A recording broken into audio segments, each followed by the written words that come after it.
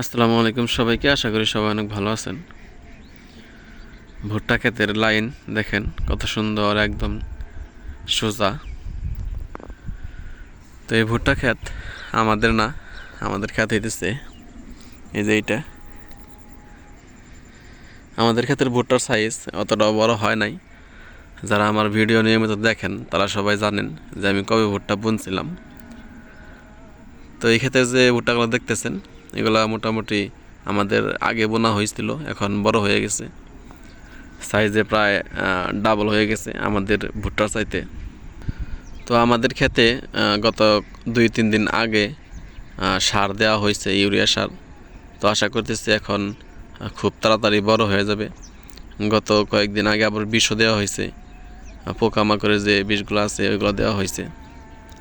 তো ভুট্টা চাষ করে যেরকম ফলন পাওয়া যায় ওইরকম পরিশ্রমও করতে হয়, কয়েকদিন পর পরই ওষুধ দিতে হয়। আর বিশেষ করে ভুট্টা গাছের যে গোড়া আছে সেই গোড়া একদম নরম। যখন ভুট্টা গাছ বড় হয় তখন বেশি ওজন হইলে, ভুট্টার ওজন হইলে ভুট্টা গাছ হেইলা পড়ে যায়। তো ভুট্টা গাছের গোড়ায় মাটি দিতে হয়, মাটি দিলে গাছগুলো হেলে না।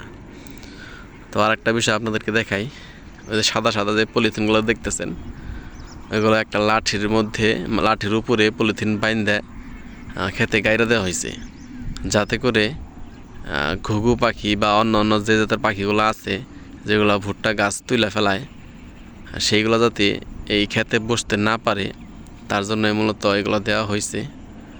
তো এগুলো দিলে পাখিগুলো এখানে বসে না। পাখিগুলো হয়তো বা মনে করে যে এখানে মানুষ আছে বা অন্য কোনো কিছু আছে। তো পাখি থেকে বাঁচার জন্য মূলত এই ব্যবস্থাটা করা। আপনারা যারা পাখি থেকে এরকম পাখির জ্বালা যন্ত্রণায় পড়বেন আপনারা এরকম করতে পারেন। দেখেন কত সুন্দর।